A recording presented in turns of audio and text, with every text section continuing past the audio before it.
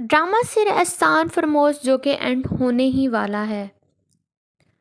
आप इस ड्रामे की कल जो है सेकंड लास्ट एपिसोड देखेंगे जिसमें इस फलक की हकीकत खुलने ही वाली है इस हमज़ा के सामने।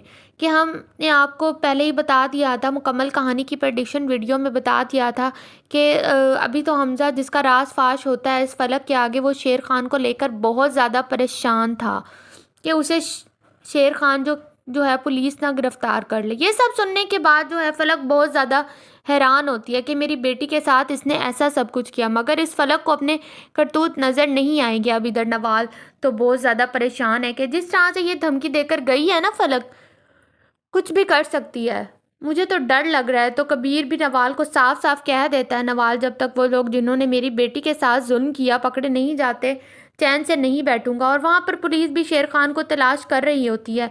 अब इससे पहले कि शेर खान को पकड़ा जाता, हमजा की सारी करतूत सबके सामने आ ही जाते हैं। आपकी बार तो इस फलक के सारे एक्शन भी सामने आ जाते हैं। इस हमजा के एक दिन फलक की दोस्त अनम के घर उसे मिलने जाती है तो फलक तो उसे देखकर बहुत ज़्यादा खुश होती है और यूं ही अपने दुख भी बांटती है। खास तौर पर वो ये बताती है कि हमजा ने इसकी बेटी के साथ क्या किया, इसने इसकी किडनैपिंग करवाई, क्योंकि हमजा की इस हरकत की वजह से फलक बहुत ज़्यादा परेशान है। तो फिर उसे अनम ने फलक को आईना दिखाई दिया। नवाल और हमजा दोनों के बीच में कितनी गलत फहमियाँ पैदा की हैं।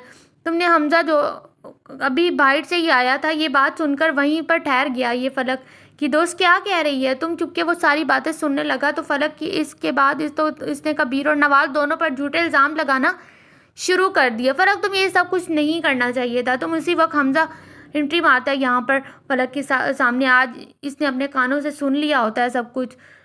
उसके बाद जो है उसके पैरों तले ज़मीन निकल जाती है। वो आते ही फलक से नवाल के मुतल्लिक कहता है कि इतने सालों में इसका इंतज़ार किया और तुमने सब कुछ बर्बाद कर दिया। तभी हमजा फलक के दोनों बाजू पकड़ लेता है, क्योंकि ये तुमने ऐसा किया कि फलक की दोस्त ने भी देखा है। तो फ़ौरन यहाँ से खिसकने लगती है, यानी वो यहाँ से चली जाती है। तो हमजा फलक पर चिल्लाने लगता है, उसे ज़ोर से पीछे धक्के मारता है। जब आप दो मुझे क्यों, तो तुमने ऐसा, तो फलक गिड़गिड़ाने लगती है। हमजा क्या हो गया है, मैंने कुछ भी नहीं किया, आप क्या समझ रहे हैं, ये सब कुछ तुमने पैसों की खातिर किया है ना। अरे नहीं, मैंने कुछ भी नहीं किया। अरे तुम्हें पैसे चाहिए थे तो तुम वैसे ही मुझसे मांग रही थी। मगर फलक तो झूठ बोल के टसमें बहाने लगी। उसे समझाती है, उसे मनाती है, मुझे ये सब कुछ नहीं चाहिए, मुझे तो हमजा आप चाहिए थे। तो हमजा उसे इतना हाथ छुड़वाता है, छुड़वाकर उसे बेइज्जत करता है। अपने नवाल ने तुम्हारा कितना ख्याल रिया किया था और तुमने इसके साथ क्या किया। तुम खोई खुदगर्ज और एहसान फरमोश लकड़ी, दफ़ा हो जाओ, दफ़ा हो जाओ, मुझे तुमसे कोई बात नहीं। और तभी वो उसे थप्पड़ का इशारा भी देता है।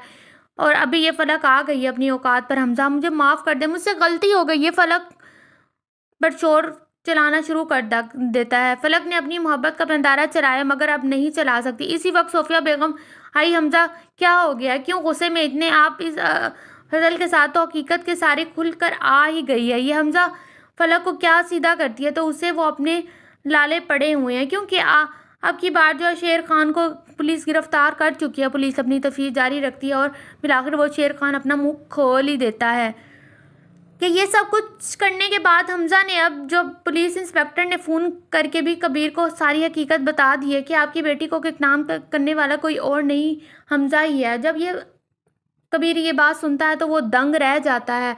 उसके बाद जो है उसका बस नहीं चलता कि वो हमजा का खून पी जाए। उसके बाद जो है वो ये सब कुछ जो है नवाल को बताता है और नवाल हैरान होती है। उसे बिल्कुल भी समझ नहीं आती कि ये हमजा ऐसा कैसे कर सकता है, वो इस हरकत तक कैसे जा सकता है।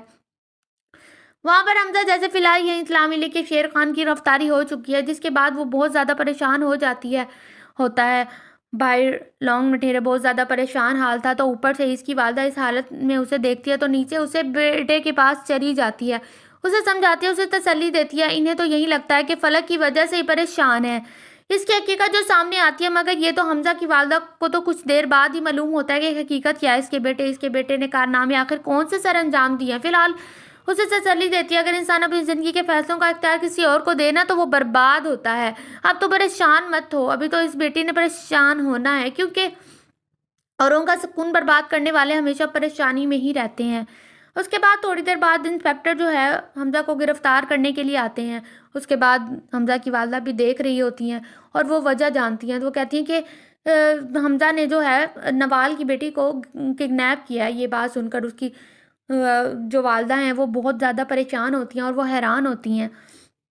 उसके बाद पुलिस जो है हमज़ा को पकड़ कर ले जाती है। उसके बाद उसकी वालदा जो है बहुत ज़्यादा परेशान होती है कि हमज़ा इस हद तक चला गया।